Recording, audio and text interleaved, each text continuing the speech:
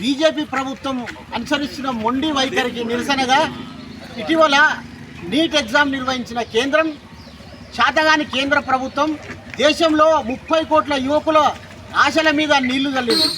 ఒక ఎగ్జామే సరిగ్గా నిర్వహించలేని బీజేపీ సర్కార్ దేశం నేను కాపాడుతుంది.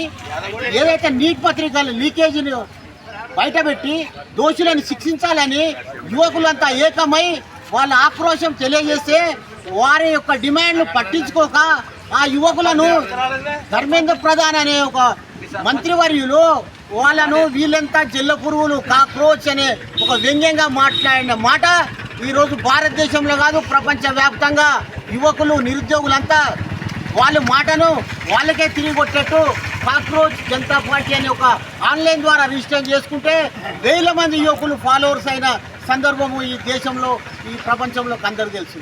అలాంటి వారు వాళ్ళకు న్యాయం కోసం నిన్న జంతర్ మంతర్ దగ్గర వాళ్ళు శాంతియుతంగా ధర్నా చేస్తే, నీటి యొక్క బాధితులను పట్టుకొని శిక్షించండి అని చెప్పి ధర్నా చేస్తే వాళ్ళ మీద మహిళలు, విద్యార్థులను చూడకుండా లాఠీలు దుల్పించి, ఆడవారని చూడకుండా కాళ్ళు చేతులు విరగొట్టి రక్తాలు గారేటట్టు కొట్టిన ఘనత ఈ బీజేపీ ప్రభుత్వానికి దక్కుతుంది. ఈరోజు రాష్ట్రంలో బీజేపీ ప్రభుత్వము యువకులను, నిరుద్యోగులను అపహాస్యము, అవహేళన చేసినట్టు ప్రవర్తిస్తుంది. దీనికి తగిన మూల్యము భవిష్యత్తులో మోదీ సర్కార్, అమిత్ షా బీజేపీ సర్కారు చెల్లించక తప్పదు అని తెలియజేస్తున్నాం.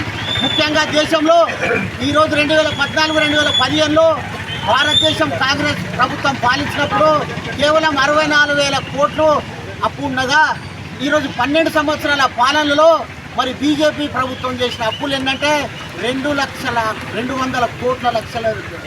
లక్షల కోట్లు దాటిపోయింది. అంటే 12 సంవత్సరాల్లో వీళ్ళు చేసిన అదనంగా అప్పు 130 లక్షల కోట్లు. ఎటుపోతుంది భారతదేశము? భద్రత, మరి ఆర్థిక పరిస్థితి ఎటుపోతుంది?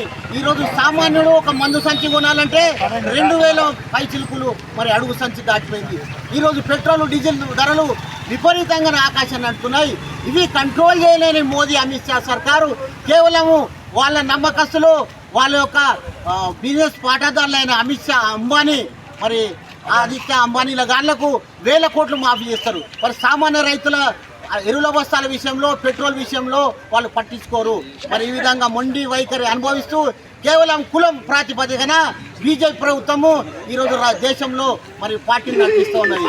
కులం అన్నది ముఖ్యం కాదు. ఈ భారతదేశము ప్రజాస్వామ్య ప్రభుత్వము. అన్ని కులాలు, అన్ని మతాలు ఏకమైనప్పుడే భారతదేశం యొక్క కలయిక మరి ప్రపంచవ్యాప్తంగా మరి భారతదేశం గొప్పతనాన్ని చాటి చెప్పిన గత ప్రభుత్వాలు భిన్నంగా ఈ బీజేపీ ప్రభుత్వం మరి ప్రవర్తిస్తుంది. కాబట్టి ఈ బీజేపీకి తగిన మూల్యం చెల్లించ తప్పదు.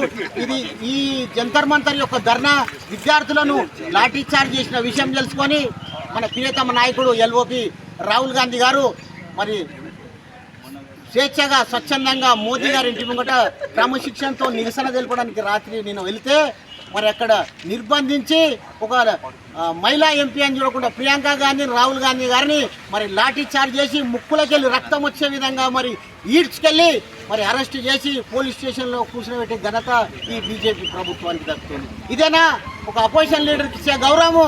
వాళ్ళు అడిగింది ఏంది, వాళ్ళు డిమాండ్ చేస్తుంది ఏంది? నీట్ పరీక్ష యొక్క బాధితులను పట్టుకోండి, మరి శిక్షించండి అని చెప్పి డిమాండ్ చేయడం తప్ప రాను రాను యువతలో, ఇటు రైతుల్లో మరి బీజేపీ ప్రభుత్వం మీద వ్యతిరేకత స్టార్ట్ అయింది. ఇది మీ అంతలో మీరు గోతి తవ్వుకొని బొందులో పడబోతున్నారు.